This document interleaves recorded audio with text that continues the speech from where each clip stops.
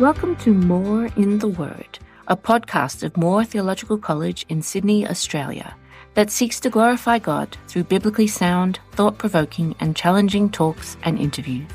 In this episode, from an evening seminar hosted by the Priscilla Aquila Centre, a centre of Moore College, on Monday the 29th of April 2024, Charlie Skrine, Rector of All Souls Langham Place in London, speaks about complementarianism, the view that God created men and women equal but different, and what complementarianism looks like in a range of contexts.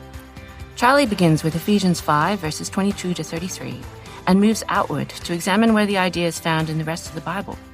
Then he discusses why complementarianism is so controversial, how it plays out in various contexts in church, in ministry teams, in families, and in the wider culture, and what happens when pastors neglect to impart the good teaching of the Bible about men and women to the people they're ministering to.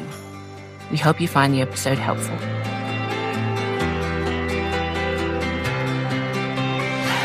Good evening, and thank you very much for having me here, Jane. Thanks for your invitation. It's great to be at Moore. This talk will be very much from my context. So this is a profound mystery, which is what Ephesians 5 says. But then how can something the Bible says is this good, as in the fact that men and women are different and complementary, how can it be the cause of so much division? And I'm aware that maybe it isn't for you. Maybe that you have an entirely happy church on this, entirely happy diocese, and he's laughing at that idea, and that my context is very different. Is this like bringing an alien from Mars to talk about gardening here? But in my context, the issue of distinctions between men and women and how that works out in church is a cause of enormous division, both within churches and among evangelicals, within families, and certainly within our denomination. Though I suspect I'm beginning to meet people from wider Australia, people from EFAC who are here for the next few days. I suspect it is more normal, my situation across some of the rest of Australia. And it may be that if you are currently Sydney-based or even more college-based, it may be that you will not always work in the happy sunlit land that is Sydney. And I guess even in Sydney, the neighbourhoods, the secular communities that you're part of will have very different assumptions on this. And we'll say a bit as we go that the views of culture are constantly on their way into your church. That isn't something that stands still. Okay, so I'm going to try and show you. Here we go. This is the current website front page of an organisation called WATCH, Women and the Church, which is the campaign group in the Church of England trying to drive out complementarians from the Church of England. And you'll see, if you read to the bottom, that they've decided to name my church alongside, in august company of other churches there, as some of the places where discrimination happens. It's slightly tedious to be on a national website like that. But there is there's a sensible point under it that I think is going to be relevant for what we're going to talk about. So one of their big campaigns is that complementarians keep their complementarianism secret. They are not transparent about it. And in particular, they would have stories of young women who go to university, who join a church that seems nice, that they attend for 3 years, until at the end of their 3 years, they say, oh, and by the way, I'm interested in ordination. Would that be okay? At which point they're shown the door, or at least discouraged, because nobody ever told them they were at a complementarian church. And I've had conversations with people who take a different view from me on this, about transparency, whether it's good or not. And I said, and this slightly surprised them, I said, because I think this teaching is true, and I think it is good for both women and men, why would I want to keep it secret? Why would I not want people to know that my church was complementarian? Now, I said that a couple of years ago, so let me tell you something else about my context. I finally finished my curacy. So I was a curate for 18 years. at a church called St Helens Bishopsgate because there was a lot to learn, and I was very slow. And St Helens, which is also, you'll see, featured second on that list, is interesting. They're obviously slightly friendlier than All Souls.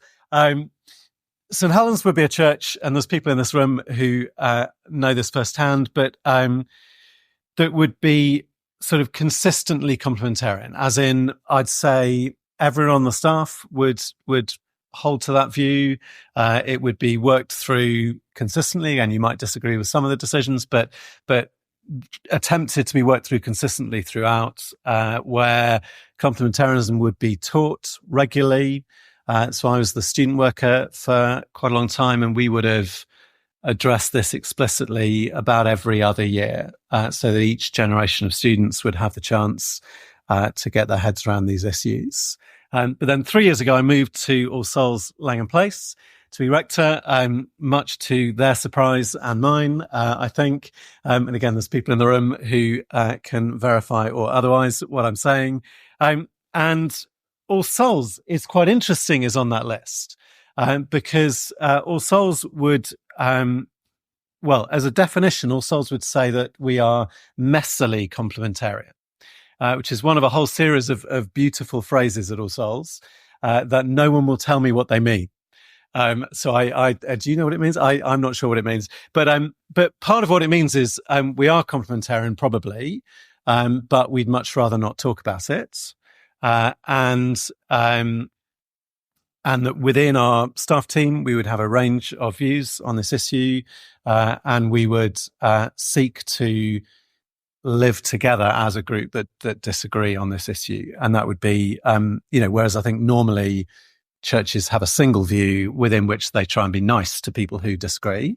All Souls is much more trying to be both views. Okay, so that is just explaining the kind of alien that I am. So you might need Ephesians 5 open, and we're going to begin in Ephesians 5. And I'll read from verse 22. As you'll see on the handout, the first thing is the two possible wedding sermons. Who's ever preached on Ephesians 5 at a wedding?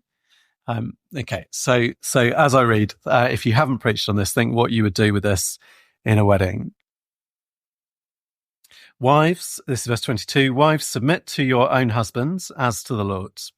For the husband is the head of the wife, even as Christ is the head of the church, his body, and is himself its saviour. Now, as the church submits to Christ, so also wives should submit in everything to their husbands. Husbands, love your wives as Christ loved the church and gave himself up for her, so that he might sanctify her, having cleansed her by the washing of water with the word, so that he might present the church to himself in splendour, without spot or wrinkle or any such thing, that she might be holy and without blemish. In the same way, husbands should love their wives as their own bodies. He who loves his wife loves himself, for no one ever hated his own flesh, but nourishes and cherishes it, just as Christ does the church, because we are members of his body. Therefore, a man shall leave his father and mother and hold fast to his wife, and the two shall become one flesh. This mystery is profound, and I'm saying that it refers to Christ and the church. However, let each one of you love his wife as himself, and let the wife see that she respects her husband. So 2 wedding sermons. One is mine, and one is a previous colleague of mine, Andrew Satch's, which I only got to hear quite late on in my time of being his colleague, when I was leading a service and he was preaching. My sermon on Ephesians 5, when couples choose that for their wedding, roughly goes like this. It goes, I'm sorry, I'm so sorry, I'm really sorry. This passage doesn't mean what you think it means. It's not as bad as you think. I'm sorry, roughly. Would be my one. And then I heard Andrew speak, and he began by saying, isn't this strange? Look at what this passage says. Isn't that weird? Isn't this totally different to what all of you think? Look at how it says men and women are different. Look at how it says when they come together in a relationship, the relationships are not identical and they treat each other different. Isn't that strange? And sort of lays on the fact we've got two different worldviews colliding here, the non-Christian assumption and the Christian assumption. And why on earth would you believe these things unless, like Bob and Jill, you believe because you believe Jesus is good and kind and loving and perfect. And then roughly, as I remember it, his recommendation was, and this was slightly scary for a couple, why don't you watch them for the rest of their lives and see whether this works or not? So we're saying this is good. This is the best way to put a marriage together. You will think that is totally bizarre. Maybe that's the starting point for you of wanting to see whether Christianity is true or not. It's so different, so odd. Why not come and look at Jesus and why not watch this couple to see whether or not it works? Now, again, my sermon isn't quite, as I said, it's slightly more front foot than that, but roughly. That's sort of the territory I want to lay out for this talk. We're going to do some of the biblical material, but really all I'm aiming for there is that you would agree with me by the end of it that the Bible thinks complementarianism is good. It's not one of the embarrassing truths. It's not one of the secret truths. It's not one of the last truths you tell people when they've covered everything else. It is actually good, connected to many other important things, helpful, good to live by. And so given that, why do we find it so hard to talk about?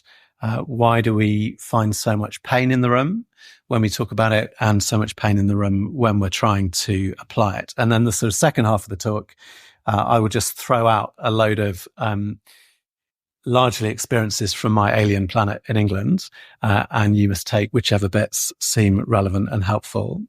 And preaching on this at All Souls, where I think one of the legacies from John Stott is that the middle is the best place to be, where we gather, I think, a broader range than we would have gathered at St. Helens. And when I've been beginning to preach on complementarian passages or passages that relate to this, and always there's somebody in the room who thinks I have been far, far too apologetic. Can't believe you didn't just say what the Bible says. And always, always, always, there's a significant group who thinks that we've been far too hard and fierce and harsh. I think partly just because it was sort of explicit at all. And the same is true whenever we talk about sexuality. I've been preaching on sexuality quite a bit recently because of what's going on in the Church of England. And there will be a letter from somewhere like Hong Kong saying, I'm so disappointed that All Souls is going to be starting to host gay weddings. But oh, I did not say that. And then the next day, the formal complaint, referring me to the bishop for homophobia will come in as well. It's the same sermon. And yet somehow I've been heard in the two opposite ways when I said nothing like either of those things. So how can something the Bible says is this good be so divisive? If it is a profound mystery, why does it cause so much pain? And the passages suggest this is a good truth. In fact, I think the passages suggest this is about unity in particular. So let's look at Ephesians 5, first of all, and start at the end with verse 33. Even before I heard Andrew's sermon, this had made it into my Ephesians 5 wedding sermon. But isn't verse 33 the marriage that you would want? Isn't that the marriage that you'd want for your children? Isn't that the marriage that you would want for your best friends? Isn't that the thing that you wish your parents had had or are glad that your parents had? A relationship where somehow, after 60 years of marriage, there is love for the wife as for himself, and there is respect from the wife for the husband. Do you see how just the final verse, we're landing this as this is something good. And then the profound mystery is that all of this refers to Christ and the church, verse 32. So if you do not teach complementarity and complementarianism and difference between men and women in roles in marriage, then assuming that it is true and is here in the Bible and is good, then to that extent, you are distorting people's ability to understand God, what it is like in particular between us and God. And again, this may not be a Sydney problem, may not be an Australia problem, but in England, I think we very quickly hold back this truth. Again, partly we think we'll get there when people are ready for it. but actually you're holding back on the relationship between God and his people. The relationship between us and God is like the relation between a bridegroom and a bride in marriage. So if you think the day when you see Jesus face to face will be a good day, if you think your relationship with God is a good thing, is part of what is good, then you'll want to talk about this. And I remember when the penny dropped for me that this passage was saying much more than what I thought it was saying there. I thought it was saying that God is sort of like a preacher, and like preachers, you're on Saturday night or earlier than that, if you're a more organized person than me, desperately looking for a great illustration. And, there's God thinking, I just want people to understand the relationship between me and them. I wonder what I'll use, and like looking around, and finally lands on marriage. Oh, okay. Well, it's a bit like marriage. We'll pick on that and explain it. And somebody patiently said, no, it's the other way around. That God's had all this mapped out before time began, and that the Creator created marriage so that within our creation, there would be an appropriate analogy to give us for what it is like as he relates to us. And it's similar in Ephesians to chapter 3 and what it says about fatherhood. But again, think just some of the wonder of that God is like a bridegroom in terms of how he feels about us. He treats us in the sort of way that these verses says a husband should treat. Loved, gave himself up for her.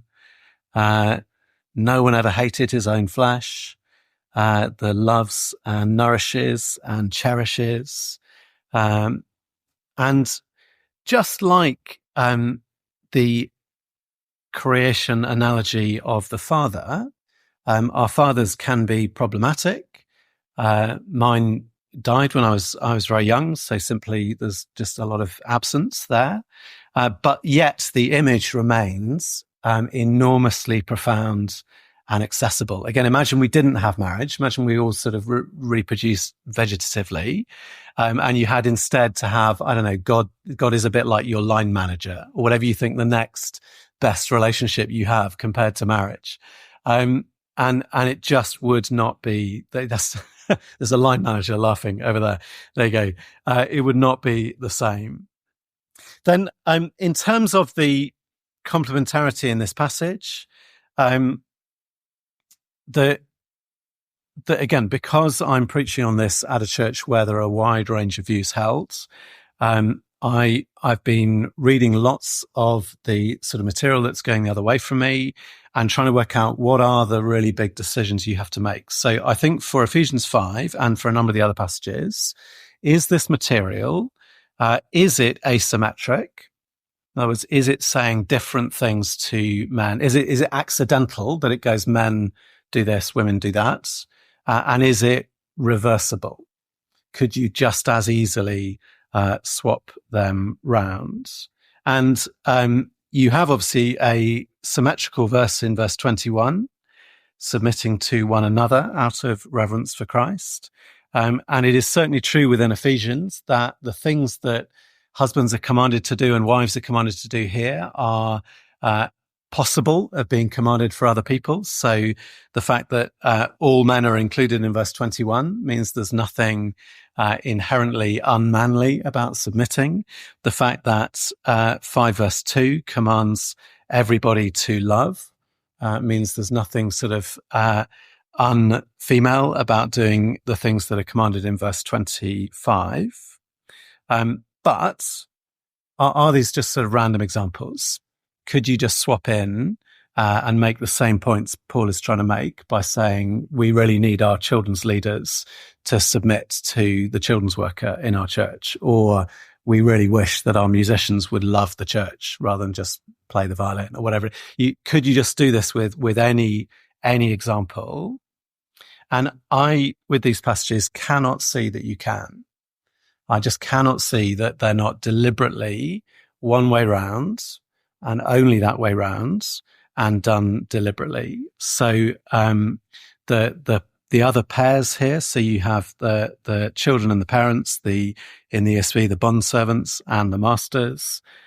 They're deliberately patterned. They're parallel. In Ephesians, they're all 3 pairs within the household. 1 Peter adds the government. And again, you have the parallel between the government, who I hate to submit to, and me, who has to submit. And nowhere in the New Testament do these come the other way round.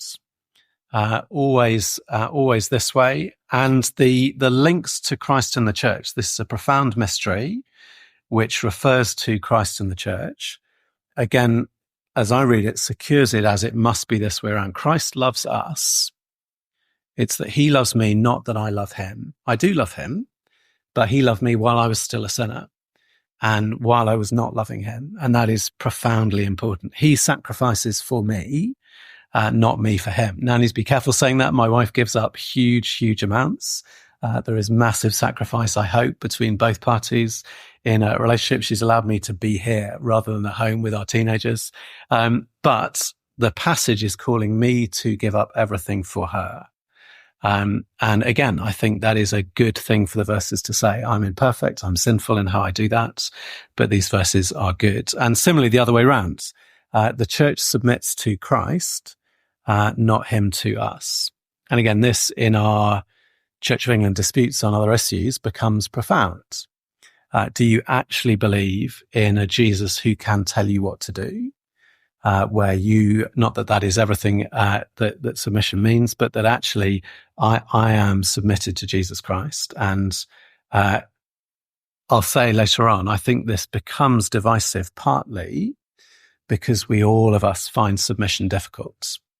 And that actually is not a gendered thing. That is all of us.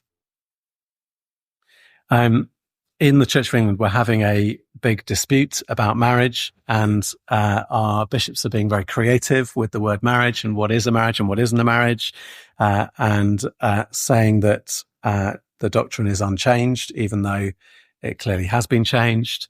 But any number of things tie in here, including the sort of idea. So when I preached on 1 Corinthians 11 recently, and found myself needing, in fact, an entire sermon on transgender issues before we could even get to the difficult sermon about men and women in church, because, again, non-reversible and asymmetric.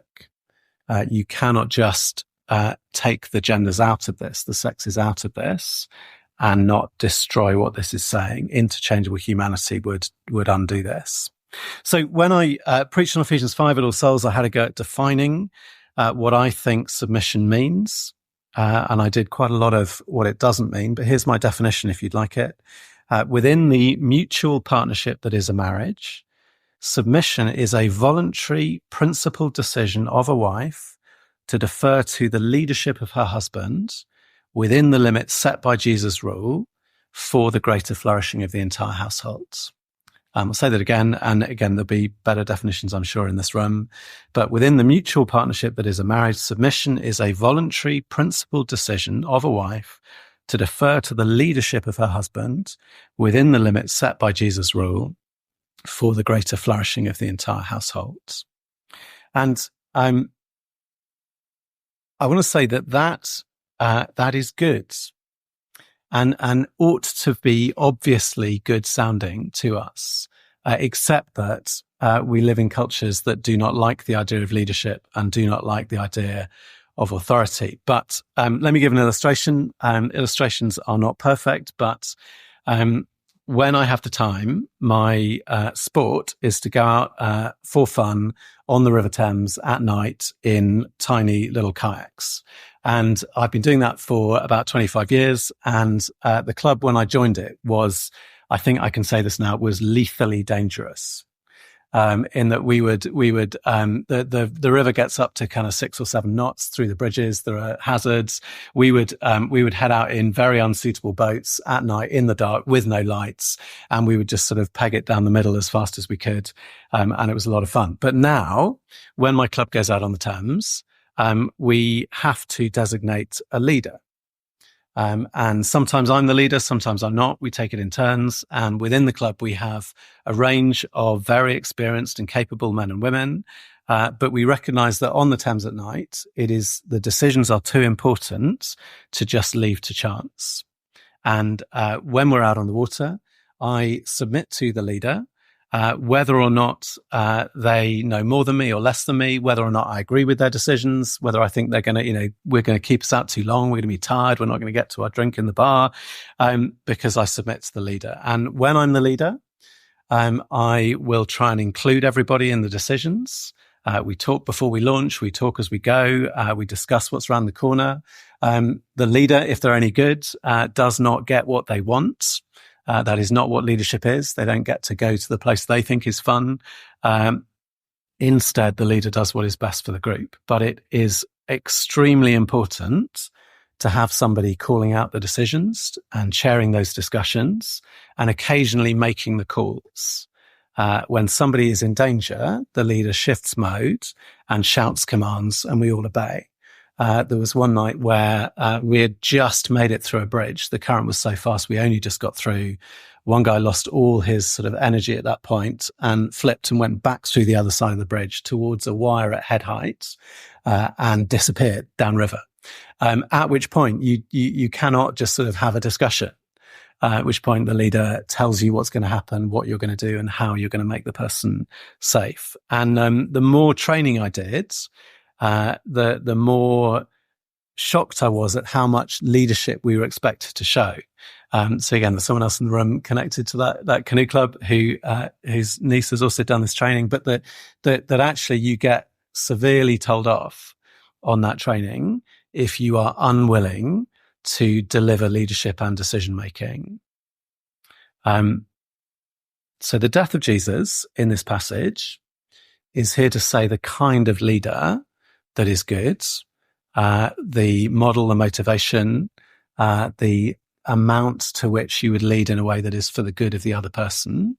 But at no point does this passage back off from the idea that submission is good and that sort of leadership is good. Again, when I preach on this, I say that unless Bill is out there on the cross, in the garden, nailed to a cross and dying for her, he has not yet reached the point where he is loving her too much, according to the parallel that we're given with Jesus. And again, when I'm preaching on this, I always say some of the things it does not mean. Domestic abuse is a real thing and is done to wives by husbands. And these verses are not saying that anybody should stay in a home where they are not safe. And in fact, the same sort of applies in any leadership. It is Jesus first, and then under that, it is the leadership within the family. Okay, I'm going to move from Ephesians 5, the immediate verses, just out into the context, and we're going to speed up at this point. So in the verses, this is good. Within Ephesians 4 and 5, I just want to make the point this slots into all of the good things that Paul is recommending for a church that loves Jesus Christ. So 4 verse 1, this is an example of what it is to walk in a manner worthy of the calling to which you've been called. That is the headline, 4 verse 1. And then husbands, love your wives. Wives, submit to your husbands is just part of that. Or taking the next level in, 4 verse 17, we are called to no longer walk as the Gentiles do in the futility of their minds.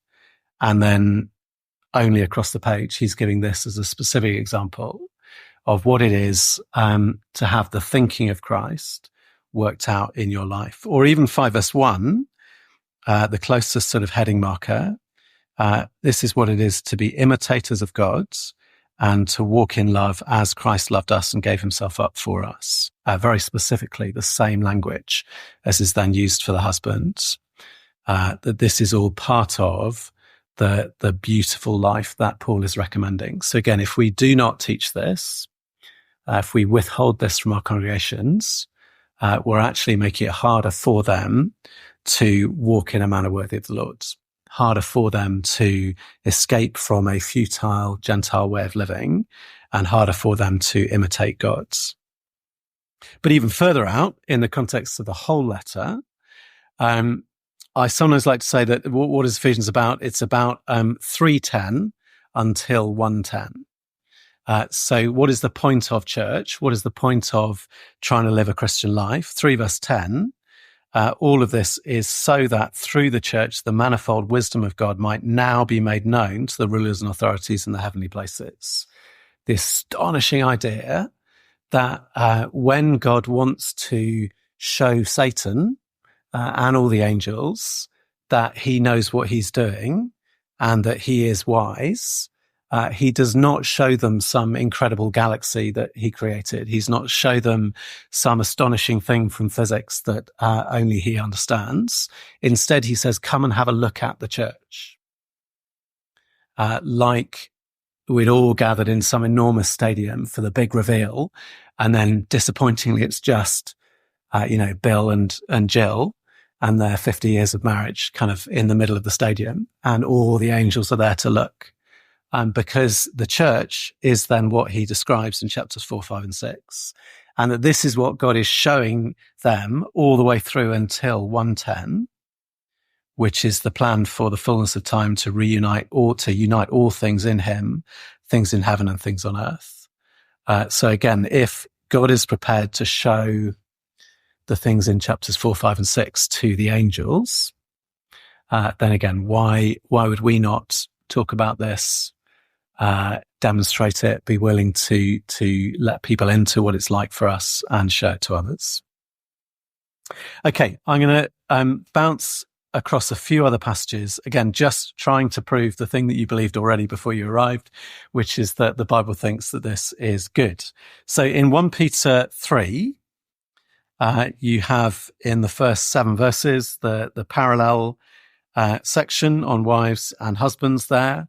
And again, just to say, it's not an aberration in the book. It's not an extra. It fits entirely within the main sweep of the book. So from 2 verse 13, be subject for the Lord's sake to every human institution. And then again, he works through, you have the emperor, you have what servants do, you have wives and husbands. And in the whole sweep of the book, this is all working out to verse 9. Again, this is how to proclaim the excellencies of him who called you out of darkness into his marvelous light. And it doesn't identify this specifically, but the whole book is about, 4 verse 4, living as a Christian in a world where they are just surprised when you don't join them in the same flood of debauchery and they malign you. So again, this isn't something that we do only when the world around us says, yeah, okay, I can see why you do that. That makes sense. This isn't only a teaching for the days of the patriarchy. Somehow this whole package is for living in the world where it will be seen, even in a context where we'll be misunderstood and mocked, and yet that displays the glory of God, and also is an answer to the kind of persecution and questions and suffering that they're facing. And even within the verses, again, you've got some things that are good. So for the wife, there is the hope that their husband might be won over by this. Again, I don't think the Bible tells us whether the relationships are set up this way because men are good at something or because men are bad at something. I think it might be just as likely that that submission and headship is there in marriage because men are bad at living unless it's that way. But what is clear is that the Bible says how to live and offers these great, great incentives. Like, would you like your husband to be in the new creation for all of eternity? Would you like him to be won over? If you would, why not do this? And for men, just at the end of verse 7, so that your prayers may not be hindered. Again, that actually good treatment of your wife, in terms of verse 7, has this fantastic goal, that actually teach this, do it, live it, and you would be able to pray. Then, since we're at Moore College, I thought I should probably nudge at some kind of Bible overview or biblical theological survey. So, just to turn back into Genesis, and again, in all the debates we're having in the Church of England on sexuality, it has helped me and sharpened me on the enduring value of Genesis 1-3 into every situation now. So when Jesus is questioned about marriage in Matthew 19, he says, this is where to go.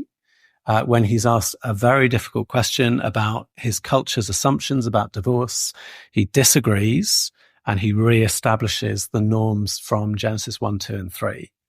And again, in Genesis 1 and 2, the relationship between men and women is good. You have God's image, male and female, he created them.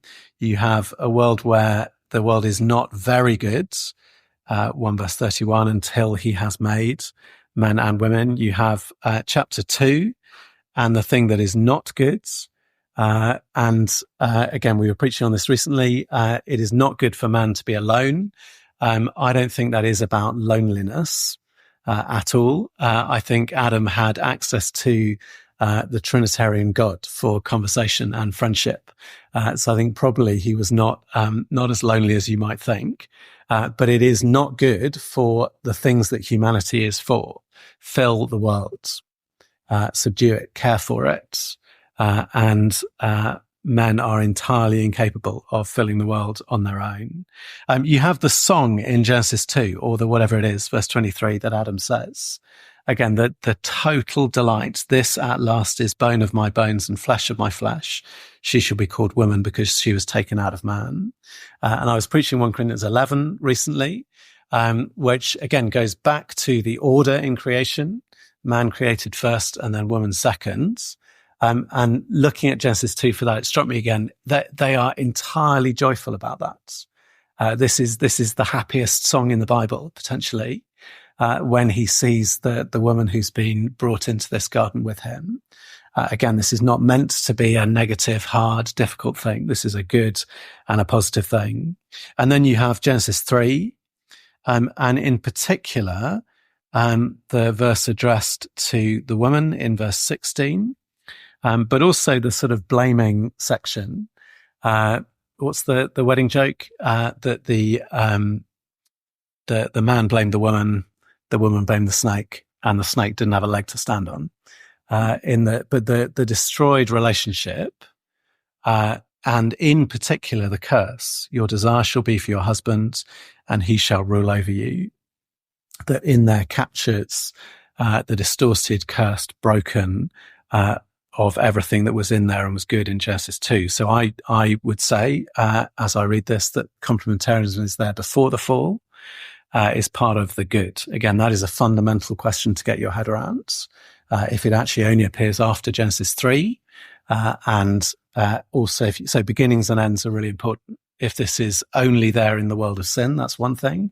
If it's there before and is the model for the relationship between Christ and his church in the future, then this is a good thing. And Genesis 2, therefore a man shall leave his father and his mother and hold fast to his wife, and they shall become one flesh. Again, makes it just so much more sad that this is a divisive topic, doesn't it? This is essentially uniting. The goal of all of this is that two different things are brought together in love and support and care and fruitfulness. A friend of mine, I heard a talk on this recently, pointed again, maybe this may be obvious to some of you, but the become one flesh, that is true in marriage, in sexual intercourse, but is also profoundly true in the child that is produced, that is a place where the two, the male and the female, are brought indissolubly together. And that the whole thing about this, I'll say some more on that in a bit, but is about generating fruitfulness. Then you run through the Old Testament. I'm just going to briefly mention Deborah because it's an All Souls story. So I was invited to speak at All Souls on a week away, several years before I ended up as rector. And, you pick up things when you go as visiting speaker, don't you? And I picked up that questions about men and women in church were quite stressful, partly because we had a question time at the end of my talks on Judges. And there were a number of questions about Deborah and about, and the person who was hosting the question time said, don't answer those. We'll just bury those. Don't answer it. And so I, as a naive visitor, thought, no, I'd quite like to answer those questions. And not only do I want to answer those questions, but I began the answer by saying, well, as a complementarian, I would say, and there was a sort of audible intake of breath, the idea that somebody would identify themselves that way. I think, and I said this in the answer, I think Deborah is the ideal complementarian woman. So she is fantastic. She is courageous. She is strong. She does her best to get Barak to take the lead. She's trying to, bring complementarianism into things. But in the end, the people need saving. And chapter 5 takes us through those issues. I think really it's one of the few places in the Bible where we have a narrative and a poem next to each other. And the themes of it, there's the obvious one about if you do this, Barak, then you will not get the glory. The glory will go to a woman. And there's this fantastic stuff about Deborah and about Jael, who is my favorite story in the Bible and has been since I was 7. But even more than that, there is a theme in there about willingness and volunteering. The tribes that did volunteer, the tribes that stepped forward, the tribes that offered themselves in the day of need. And through all of the song, Deborah is standing there singing it. If you look at Judges 5 verse 1, singing it with Barak. So it's slightly Kermit the Frog is the image in my head, that he's there next to her singing as he sings this song about how terrible it is when people will not volunteer and will not be willing to step up to take the lead when they're presented with that task by God. Again, I think this is an entirely complementarian passage and again, it helps with the idea. We have this strange idea in some circles that if you're a good complementarian woman, you don't express your opinion, you don't disagree, you don't challenge, whereas Deborah clearly is capable of all those things. And yet the whole chapter is about, please, Barak, would you take the lead? He says no, he gets no glory. 1 Corinthians 11, we preached on the last 2 weeks, and I'm going to let you into some of the questions that were asked there, just in case the questions that you'll put on Slido are not sort of fierce enough. Again, it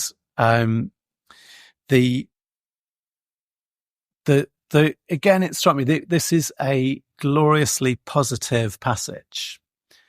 So it is about how the woman can do ministry. So the end product, I had to point this out to someone in our congregation who had thought I had sold the pass and been entirely far too liberal. But the end product of the chapter is she does pray and she does prophesy. And said, oh yeah, that's a good point. Never thought of that. But also, it is about glory. Everybody in the chapter is glorious and displays glory. It is about image. I think I found, in case you've not seen this before, I was taken to chapter 15, verse 49, which I found very helpful, where it says that we all bear the image of Adam. So when 1 Corinthians 11 says that that man is the image and glory of God, but woman is the glory of man, I don't think at all that is denying Genesis 1, that women are in the image of God equally. I am in the image of Adam. That does not deny the fact that I'm also in the image of God. And it has this glorious section that I quite enjoyed preaching about the fact that none of us are independent of women. And we imagined, the most powerful bro that you could when he was a baby, and how he was entirely dependent on the woman who carried him and gave birth to him and then nursed him. And that he was entirely unable to do anything for himself. And 1 Corinthians 11 belongs within its section, which is all about, I think, come to church for the good of other people. I think that 8 to 10 is sort of into your life for the good of other people. 11 through to 14, come to church for the good of other people, which includes come to church in the body that you were made in. Come to church as the man that you are or the woman that you are. 1 Timothy 2, again, is talking about what pleases God. So this is verse 3. And it's talking about therefore. So sorry, let me just get it open. 1 Timothy 2, verse 3 is talking about how we behave and says this is good, it's pleasing in the sight of God our Saviour. And then verse 8 begins with a then, with a therefore. And that the men should pray in this way and the women should behave in this way. And then we head into chapter 3, where eldership is sexed, is assumed to be male. And again, 3 verse 15, this is all gloriously good and surprisingly good. If I delay, you may know how one ought to behave in the household of God, the family of God, the place that is a bit like the household described in Ephesians 5, within which wives and husbands and children and parents and servants and masters behave in the ways that make for good order of the households. And the household of God, which is the church of the living God, a pillar and a buttress of the truth. So the kind of ordering that he's been talking about is what secures the kind of church that leads to the truth of God being held up, or whatever it is that pillars and buttresses do. And then just to finish the Bible in Revelation 21, which is also where lots of Old Testament material lands from bride and husband, God and his bride Israel, and lands with a relationship that will be wonderful and loving and asymmetric and non-reversible for all eternity. Again, all saying that this is not peripheral. The Bible is not embarrassed about this. This is all good where it lands. Okay, so that's a survey of some biblical material. And again, as I said, it may be that I'm only talking to myself here in Sydney, that you all know this is good. You know it's good for women and for men. You know that it is good for marriage and good for the children that those marriages may produce. You know that it is good for profound reflection on the nature of God. You know that it's good for evangelism, especially of husbands, it seems. You know that it's good for churches, which is good for the truth. But again, from our strange, thin, distorted place in England, I think we are learning a lesson about, from what's happened in the last 20 years on sexuality, that there are multiple churches who have always believed what the Bible said about sexuality, have always held it firmly within their leadership teams, and we're now discovering, are willing to be public about it. There have been some wonderful, glorious moments where people who had been silent are now stepping forward and speaking. But if you think something is true, but you're reluctant to teach it, you don't bring it up, you don't talk about it, you don't allow it to be disagreed with, eventually no one in your church will believe it.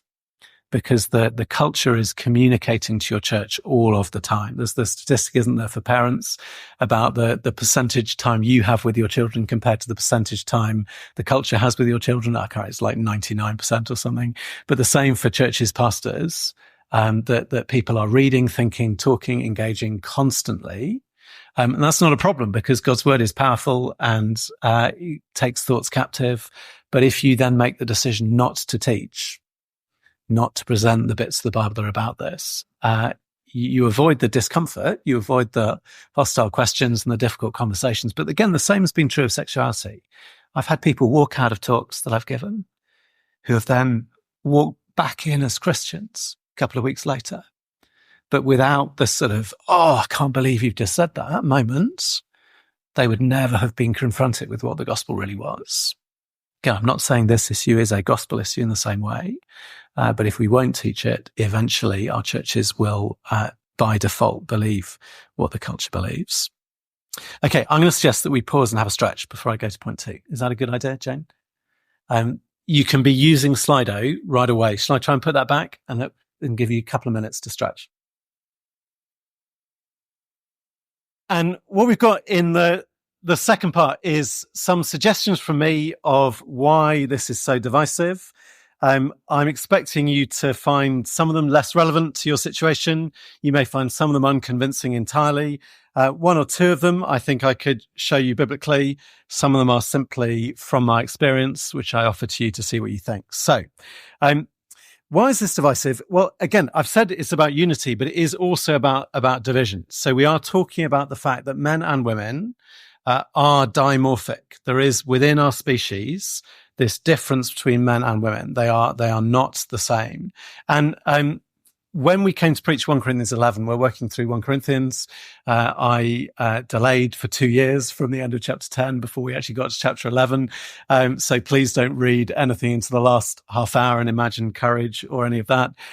But when we came to it, I thought, actually, I cannot just launch into the talk that I gave on this chapter the last time I preached it 10 years ago, because the discussion about gender and sex and transgender has moved to such a degree. We've got to talk about that first of all. We've got to talk about whether men and women are real before we can talk about how men and women relate in church. And in God's timing, the Sunday I picked turned out to be the Sunday 3 days after the Cass report was published in England. So again, even in the week that I was writing the sermon, the discussion in our country moved enormously, with about 900 newspapers trying to pretend that they'd agreed with her all along when they definitely hadn't. But if we're actually saying men and women are different and that is biologically rooted, the Cass report was a major review of our health service in the provision that had been made for those presenting with gender dysphoria, where we had been accelerating massively the offer of therapies and then even surgeries from quite early age. And finally, somebody said, do you have any evidence that is actually doing good, not harm? And maybe we should stop. So I was able then to preach that first sermon about the nature of identity and humanity, about actually to be male and to be female is essential to our biology. And as I said earlier, it is generative. And I got this from a man called Christopher West, who was brought over to England to speak to a broad range of us. I think he was brought over because he is HTB's second favourite Roman Catholic. So that's why he was a good choice of someone to bring over. And he did this brilliant thing which again, I'm not very good at Latin, I think, but the gen in Genesis is the same gen as in gender and in generations and generative. And that's not accidental. You need two genders in order to generate the next generation, and that this is where the fruitfulness comes from. And he did a brilliant presentation on that, about why, therefore, same-sex marriage was not a good idea. And then the complementarians in the room went up to him and said, hang on, the logic you've just used, doesn't that mean that men and women are different and should be different in church? And he said, well, yeah, I'm a Roman Catholic. Of course I think that. But he hadn't said that to everybody else. But if we have here a binary dimorphism, a difference, then actually it's not surprising that this teaching will strike me differently from how it strikes the women in the room. Actually, if we had longer, a conversation I've had frequently with students over the years is the one that goes, okay, you don't like what's in Ephesians 5. Tell me, who has the harder job, the woman or the man? And again, initially people will say, oh, clearly it's the woman having to do this hideous submission thing. And then you read through and you think, actually, the thing that to be like Jesus and sacrifice. But it's not surprising if this lands on us differently. Genesis 3, I think, tells us that we should expect this to be difficult, because the relationship between men and women has been specifically cursed by God. That I think, again, the end of that verse that I read is talking about the fact that men and women will tend to be in conflict and will be like that in the same way that the ground tends to produce thorns and thistles. My other weird hobby is, as well as kayaking, is scything. And my wife and I are booked on a romantic scything course quite soon after I get back home, and we have his and hers scythes. And it's brilliant. But the reason I'm interested is there's a little patch of ground that for 35 years has grown only brambles and nettles. And the fact that I'm here now means that I am losing. The fact that I'm not there scything right now means that by the time I get there, the nettles will be taller than my head. If we expect that in a field, why are we so surprised in our marriages, in the relationships between men and women on a staff team, the relationships between men and women in a college, that those are difficult. There was a phrase from someone that I'm going to talk about in a second, which was the claim that marriage is varsity. Have you heard that claim?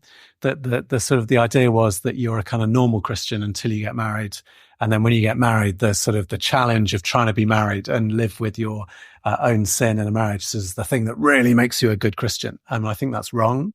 I believe in 1 Corinthians 7. I've noticed that that countries that begin with A tend not to believe in 1 Corinthians 7. And I am only thinking of America and Australia when I say that.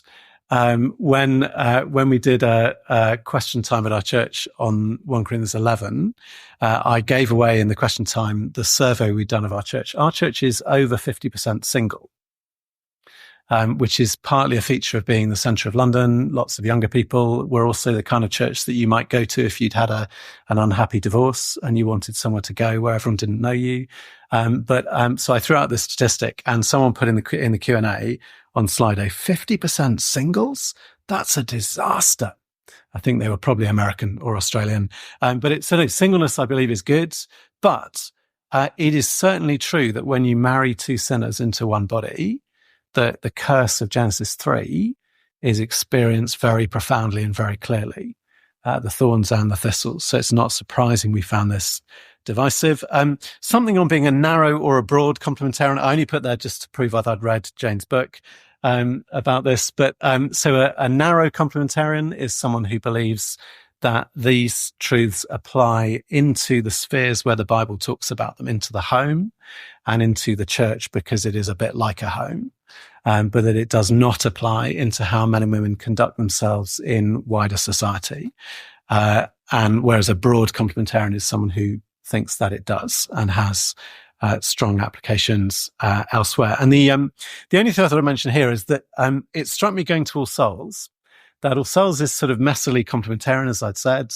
And so we have quite a dialed back list of ways in which complementarianism applies, but that is in tension with the fact that All Souls is sort of the broadest broad thing that I've ever been part of, as in every truth that we believe, we want the whole world to believe, and we're committed to influencing policy and politics and workplace and all of life. So the complementarianism of All Souls sits quite unhappily in that. So I'm quite happy as a narrow complementarian, because I'm pastoring people about their marriages and we're making choices about what we do on our staff team and our church family. And I'm not really that bothered about what is going on and the kind of jobs people are choosing and the way they're conducting themselves at work, other than I'd love them to be godly. But actually, if you are committed to making the whole world like the kingdom of God kind of church, which All Souls is, then to believe complementarianism and not do that with it is an uncomfortable thing. Here's one I think I want to talk about just for a little bit. I don't know what you would think, but it's common parlance in England to say that this is a secondary issue, but that it is an important issue. So it's secondary, as in what you believe on this does not affect whether you go to heaven. It does not cause me to divide. I don't need to break communion with anybody if they disagree with me on this, and I would like them not to break communion with me because of what I believe on this. But it is important in that it does affect what you do in church and what you do in marriage and how you live your life. But just observation that is a very difficult place to live and operate. And so most churches don't really try. So most churches, I think, are either egalitarian or complementarian. Even though if it's a secondary issue, it ought to be possible to try and live together. And the only two places I've been that are really trying was Oak Hill College when I was there as a student, and All Souls, where we have a range on the staff, and we're trying to honour both positions while making decisions that are in line with the complementarian position that the church has taken. So here are some ways in which that's quite difficult. I'm often accused of believing things that I don't believe about female clergy and female bishops. So as in, I'll be accused of thinking that they're terrible people for being female clergy and female bishops. I don't believe that at all. So I want to correct that misunderstanding. But when I sit down with Bishop Sarah and say, no, you've got me all wrong. It's just not a big deal for me, or something like that. You can probably hear why she finds that a deeply offensive and regressible thing for me to say, because it is a big deal for her. Because I'm saying that actually I cannot recognize her as the spiritual head over me in our church. But I'm trying to say it's okay. It's only a secondary issue, but the only in there is a quite painful part of the relationship to negotiate. Also, it leads to questions about whether you're consistent. So in the Q&A at All Souls last week, one of the questions that came in was this: you are contradicting yourselves. If you think women shouldn't preach, why do you train them to do it outside of All Souls? Confusing. So again, and this is the position I've held at St. Helens as well, is that we give exactly the same training to the men and the women on our training schemes. We give them the same tools in Bible handling. We teach them in the same way how to give talks. And at All Souls in particular, though this actually would have been true at St. Helens as well, we are keen to support them as they make their own conscious decision about what spheres they can or can't use those gifts in. But you hear the accusation, you're inconsistent. If you think it's wrong, you should stop them. Whereas again, if I think it's a secondary issue, I think I want them to make their own decision.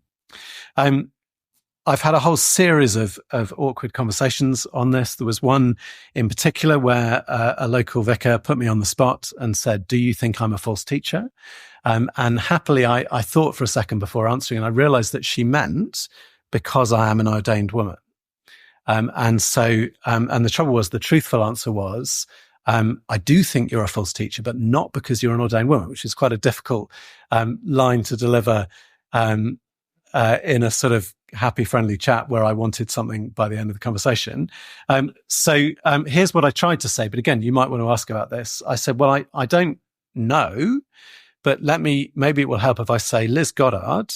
People know Liz Goddard. She wrote one of the books with Claire Hendry. That's right.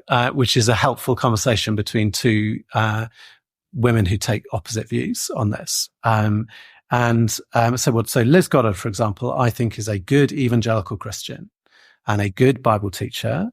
I couldn't in conscience do what she does. And I also couldn't go and be her curate. But nor do I think she's sinful for doing what she does. And certainly I don't think she's a false teacher, or does it have communion breaking consequences for me? But again, you can see that's a slightly awkward conversation. It's secondary, but it might not be for the person I'm talking to. Me Too and the sexual revolution. So we're having this conversation in a world where life is not good for women in Western societies. And I think that is enormously important. Let me give you an example from a different passage in 1 Corinthians. I spoke on 1 Corinthians 6, which teaches that you should take care what you do with your body sexually, because your body doesn't belong to you. It belongs to Jesus. And I chose, against the advice of my staff team, to use My Body, My Choice as a sort of illustration conversation partner. So My Body, My Choice, which has been an excellent campaign all around the world, attacking the hideous male idea that men have some kind of right to the bodies of women to do with as they wish. But My Body, My Choice, I'd suggest, is not a Christian idea. It's not my body. It belongs to the Lord Jesus. And I mean that in an entirely gender equal way. My body, her body, anybody's body. But because I was giving that sermon in a world where enormous harm is being done to women, in which that slogan has been a helpful tool to mitigate those harms, it actually, the conversation you're having is not sort of on neutral ground. And even more, because I think there could be an opportunity to join the conversation in a better way. So here's a book you may have come across. People seen this book, found this book. Louise Perry is not a Christian, no fan of Ephesians 5 in particular. She writes for the New Statesman as well as other places. And she was a mainstream liberal feminist who began doing work with female victims of male sexual violence. And she found that the things that, as a liberal feminist, she was supposed to say to them were not just useless in providing comfort, but actually dangerous. in terms of what they did. Her conclusion: the sexual revolution has been bad for everyone, and it has been terrible for women. And she says we need a technology. We need a technology that discourages short-termism in male sexual behavior, protects the economic interests of mothers, and creates a stable environment for the raising of children. And we do already have such a technology. It's called monogamous marriage. So she comes out strongly in favor of marriage and fascinating other stuff about dating. But all of her book is posited on the idea she's come to that men and women are different. And again, it's fascinating reading as she goes through it. I don't buy all of her evolutionarily sort of biology explanations for it, but it's absolutely fascinating. I'm not sure we have time, but I was going to do a couple of quizzes. So let's just do the quiz. So which of these statements are true? Is it true that men and women have different thickness of skin? Raise your hand if you think that's true. If you're online, be glad. Okay, some people say that is true. It is true. 25% thicker skin men have. Is it true that men and women have a different second longest finger on their hand? Raise your hand if you think that's true. A few more. It is true. So for the man, it is the ring finger. For the woman, it is the index finger, which means you can check now and see if you're appropriately manly or womanly. I'm a bit dubious about myself on that. How about during exercise, men and women have a different primary fuel? True or false? Is in fact true. True. Men tend to use carbohydrate where women use fat. And is it true that men and women have a different sensitivity to cold temperatures? Okay, there's a lot of nodding for that, except that in our household, it's the wrong way round. Again, in many ways. But that is all a little bit frivolous. Just check. Can I make that? No. Oh, yes, sorry. And then this just illustrates the differences tend to overlap. Here's one in particular that demonstrates that I should not put myself forward as stronger than women, because you'll see I'm one of the weakest male in data and the strongest female athlete will be significantly stronger than me. But in her book, I think the most shocking line in the whole book, most men can kill most women with their bare hands and not vice versa. I spoke to a father in our church. I'd been reading the book. I'd been talking about it. And I said, isn't it a brilliant book? He said, no, it's a horrible book. Father of daughters, reading about the world in which his daughters were growing up. Again, I've been reading some of the news articles this week. And the one I read today, a woman has been killed on average every 4 days so far this year. I thought I'd check what it is for the UK, and it is every 3 days in the UK. And on this, then, there is a sort of Cassandra feeling. So Cassandra in classical mythology, her curse was to be always right and never believed. So she warned the city. They didn't believe her, but she was right. In the area of male violence against women, it might actually be that complementarianism has the answer, and yet everybody is convinced that it is the problem. And again, if we would talk about it. Gender stereotypes. So again, in the question time at church, we had, how do we distinguish between social constructs that hinder women and the God-given differences of women to men? See, the moment you say that men and women complement each other, and probably, are there some questions on this that Jane's going to answer how? And how does that play out? And what are the differences? And the problem is we get so much of our practical information on how to do that from role models, most of whom are not the Bible, often bad ones. So again, I just thought you'd be bored by now. So here is a game that I've done with our church weekend away on this. You may not know who those two people are. If not, I'm happy to tell you, but well done. So the one on the left is Andrew Tate, who is a YouTube social media influencer, and not a peripheral one, or at least not in England. So in my children's schools, the schools, all of them, ended up having to engage directly with his ideas because massive numbers of young boys were watching his stuff and agreeing with it. He's a self-confessed misogynist.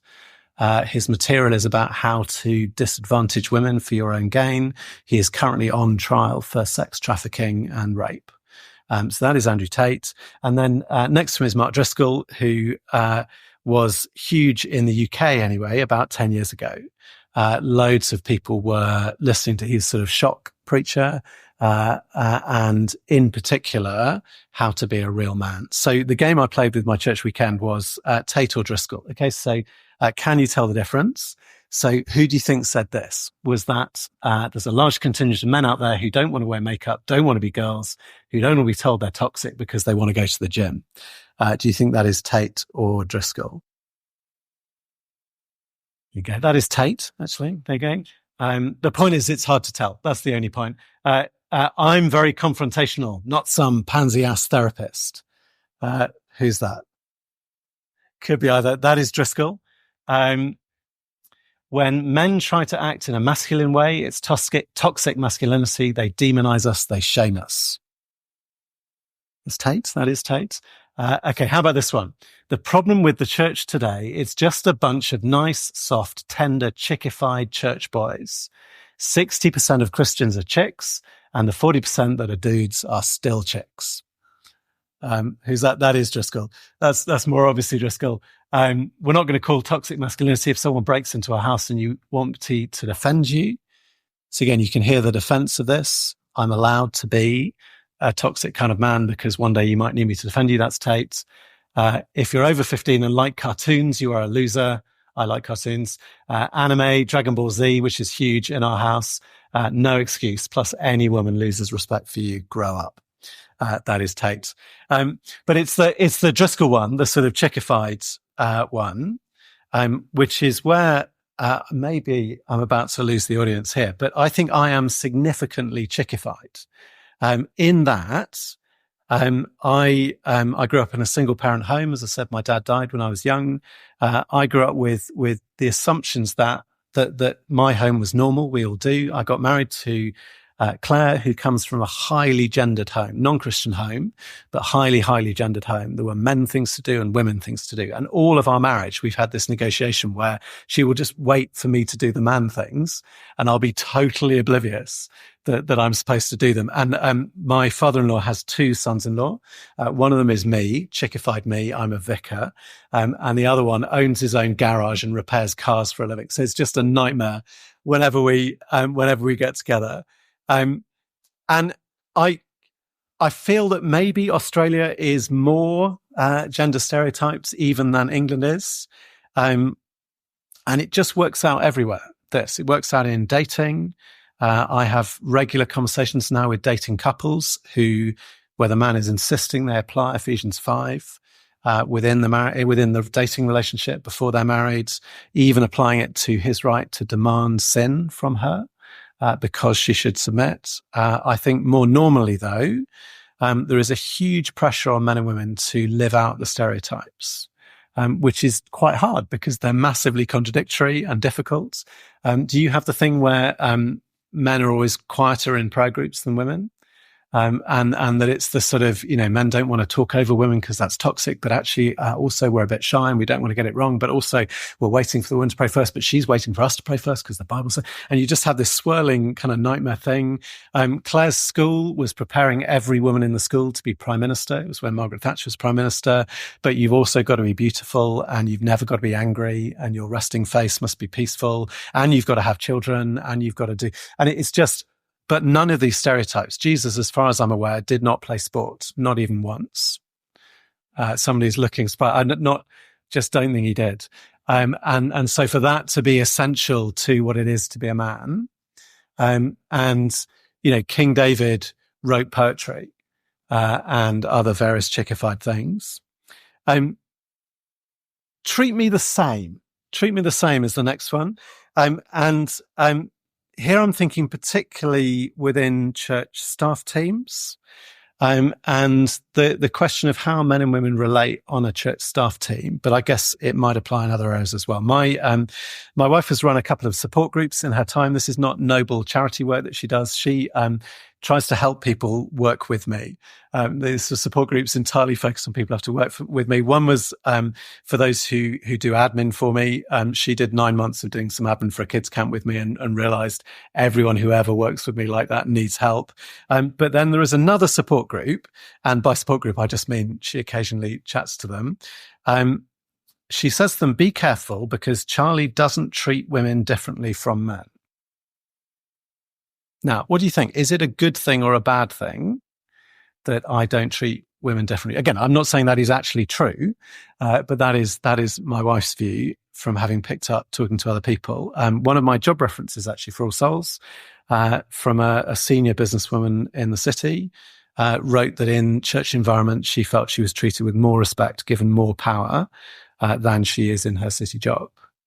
And she was writing for a panel that she knew would be a bit nervous of this complementarian applying for the job. Is it a good thing or a bad thing? I'm not saying I've got the answer to that. We did diversity training in our staff team last week. And one of the core messages was it's about making the appropriate allowances so that everybody stands in the same place. It's not actually about treating everyone the same. So just turn to your neighbour. Have you found anything difficult about working in mixed sex teams?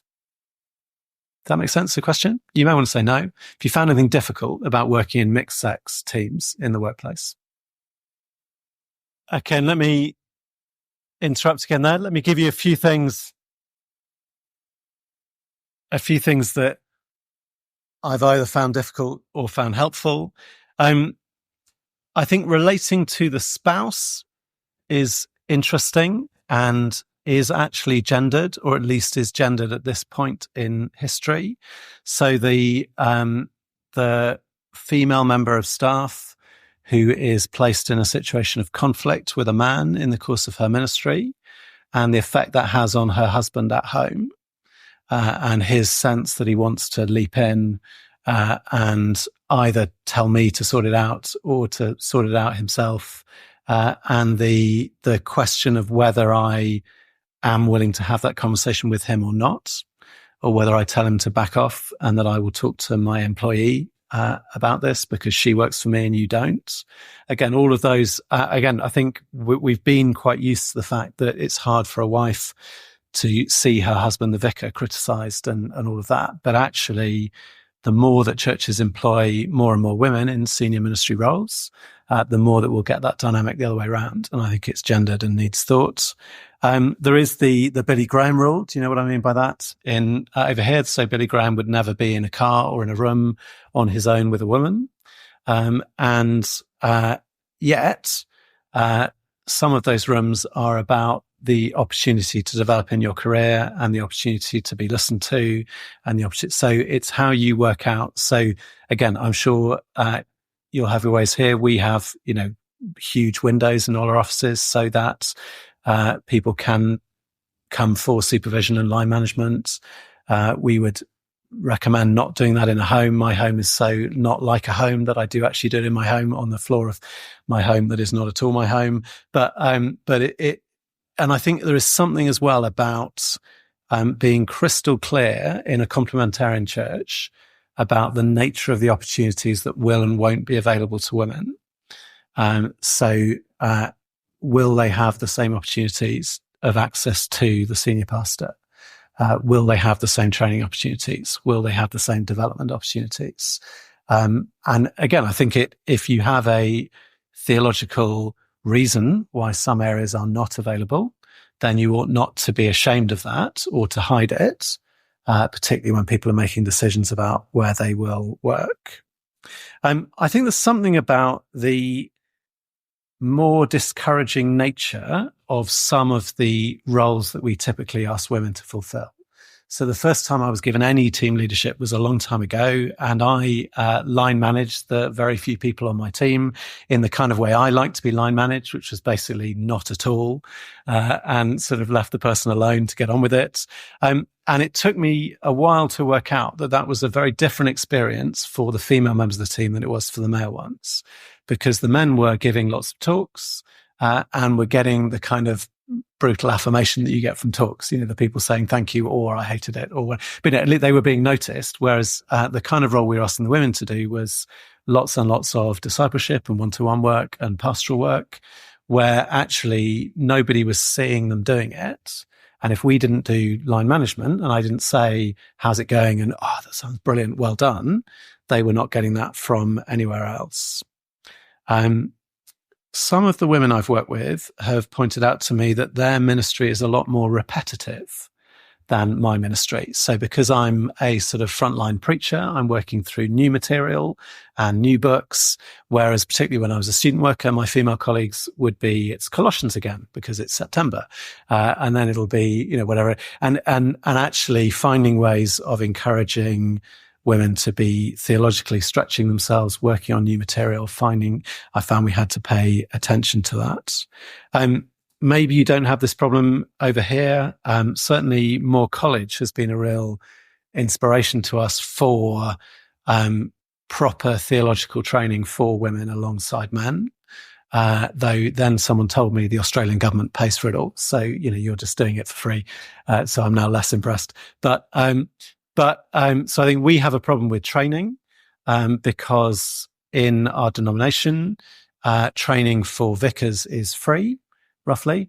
But if you only think that men can be vicars, then you need to pay attention to how the women will be trained, unless you think women don't need to be trained. But there's also a question about what in any other profession you would call career development. So again, I think we have become much more used to employing younger women. But there's this sort of, why are you still in church work? Well, sorry, are you as if getting married, having babies was this kind of thing that would happen when you were 30. You don't want to be a youth worker anymore. Well, what do you do now? Whereas I don't think that is responsible, particularly if I've encouraged someone to give up their job to come and work for me in the church. If I actually mean work for me for 5 years until you're unemployable anywhere else, I don't think that actually is paying enough attention to what it is to be a man and a woman in the workforce of a church. And then this one has struck me more and more now that I am more often chairing the meetings. And again, it may be specific to some contexts, but the extent to which men will talk over women.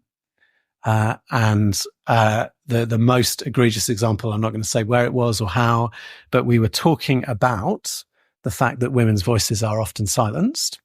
And a woman was speaking about that and just to prove it's not theological, a man who is very solidly egalitarian, utterly spoke over her, prevented her from speaking, and took over the conversation.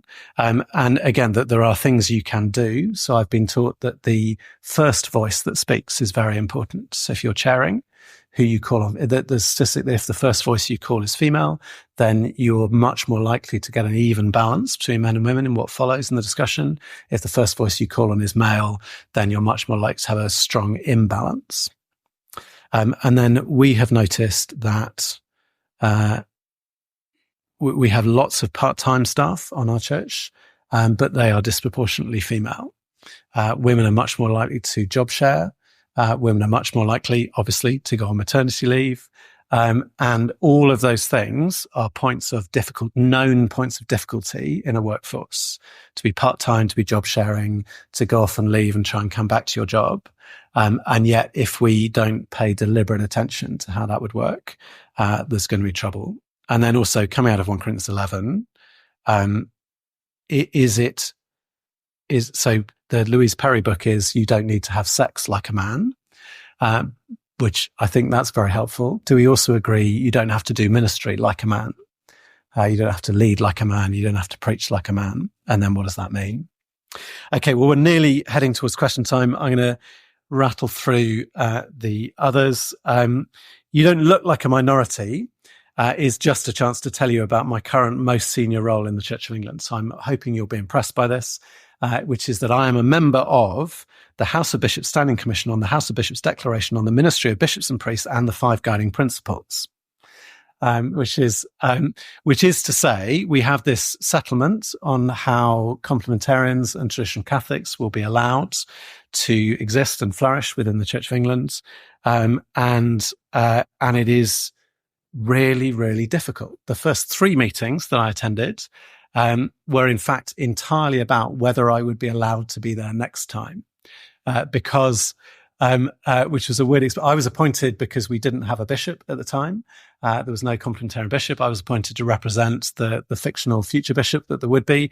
And when the names were issued, having carefully tried to balance who was on it, and we were allowed 30% because that's the kind of minority position we are, roughly. And they noticed that not one parish clergy person of either minority view was on this panel, apart from me, and I was leaving as soon as the bishop arrived. So there was a kind of uproar, and we then had this discussion of whether they needed complementarian clergy and traditional Catholic clergy in the room. And what was fascinating to me was everybody in that room was an expert on minorities. In fact, some have been chosen because of that expertise in disability, in ethnicity, and in gender. And they knew exactly how to challenge discrimination and fight against it. But this didn't look like a minority. They were, in fact, entirely incapable of relating to me as a minority. And the campaign website I showed you is an example of that. But what I want to bring you as practical and I hope helpful, one of the things we've done as a commission is we came to investigate London and see what London Diocese does for the relationships between the minorities and the rest.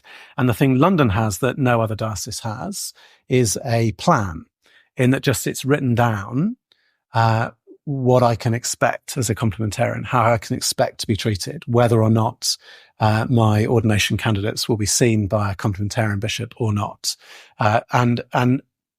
So far, we've been going for 3 years, and this is our only concrete finding, is that in general, it's good to write down what your plan is.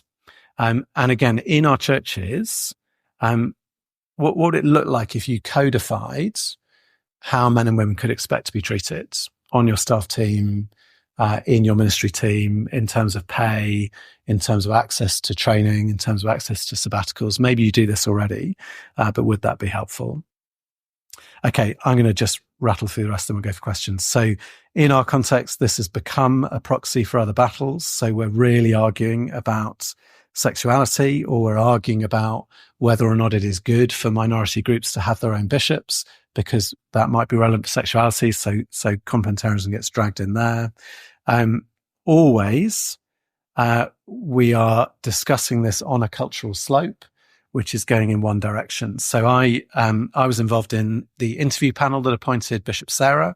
And so I knew that London had a female bishop, while the newspapers were still confidently publishing stories with headlines like, "No way it'll be a woman for London." And so in preparing my very mixed parish, where I was vicar one day a week, we got ready to pass a resolution before I could tell them. I got prepared. And then that went down astonishingly badly with the wider community that related to that parish, and in particular with some of the sort of senior organisations that related. And I was summoned in to speak to members of parliament and all sorts of things, because it was that kind of parish. But in particular, someone who was a senior academic in a university summoned me and said, "Why have you lot, we dealt with this decades ago, 50 years ago, why have you lot not got there yet?" Again, you hear that the problem is you're still, and actually it was quite fun because my archdeacon is a traditional Catholic and they love him. And he was really helpful because he would point out to them, you love a traditional Catholic because they look kind of weird and eccentric and old and lovable. Whereas again, this looks, or did then anyway, sort of younger and growing, and looks like I've done this because I believe it, not just because I'm eccentric and weird. And also I don't look quite as much, or my churches don't look quite as much like I'm going to do the decent thing and die and go away. And so on the cultural slope that everybody believes is only going in one direction, you're therefore having a much more painful conversation. The next one I've said, but submission is the gospel. Submitting to the Lord Jesus Christ, giving up my freedom, as he did submit to his Father in Philippians 2 and was commended for it, glorified for it, that actually we hate submission because we hate the gospel. Culture wars are annoying, by which I mean this is a conversation that's almost impossible to have in a rational way because everybody has written 10,000 words on everything that you're talking about. And then finally, just to come back to what we've said already, the curse and its effects and the mistreatment of women is real and is going on in our congregations. So here was a question from the same question time last Sunday. As a woman, I am just an object to men and I'm just here for them. And this passage confirms it. I can't cope with that. And I think modern dating has just made that worse because you are swiping through a series of objects that you're rejecting as you go. You are typically making huge decisions about committing your life to someone before you really know them at all. In particular, before she has had a chance to know your friends and your parents and something about how you relate and how safe you are. And the Church of England has been slow on this, but is now taking domestic abuse seriously. And the statistics are terrifying on the numbers of cases of that there will be in all of our churches. And I think complementarianism is good, but also I have sat with any number of women and had to explain that complementarianism is not an excuse for what is being done to them. They are misapplying that chapter. That does not give them the right to do that. So again, just to say, this is good. We need to talk about it. And actually it's better to teach what the Bible really does say than to leave boyfriend and girlfriend to guess and make it up and misapply the verses.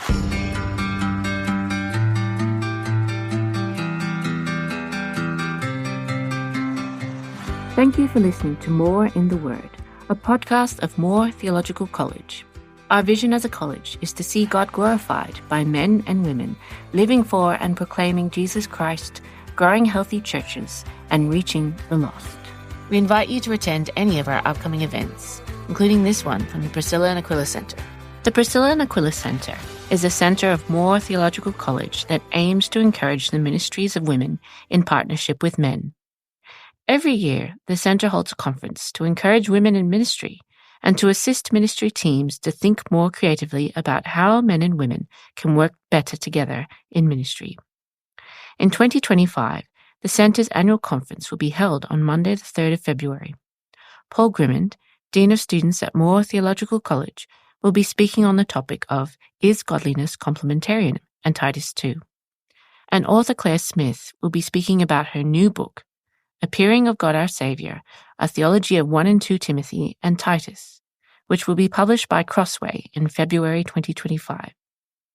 To find out more and to register, visit the Priscilla and Aquila Centre website, paa.more.edu.au.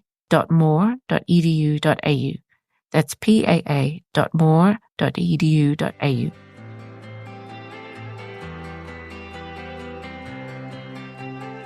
You can find out more and register for any of our events by visiting the More College website. That's more.edu.au. If you have not already done so, we encourage you to subscribe to our podcast through your favorite podcast platform so that you'll never miss an episode. For past episodes, further resources, and to make a tax-deductible donation to support the work of the college and its mission, please visit our website at more.edu.au. If you found this episode helpful, please share it with a friend and leave a review on your platform of choice. We always benefit from feedback from our listeners, so if you'd like to get in touch, you can email us at comms, COMMS, @more.edu.au. The More in the Word podcast was edited and produced by me, Karen Beilhartz, and the communications team at More Theological College. The music for our podcast was provided by Mark July from Pixabay. Until next time.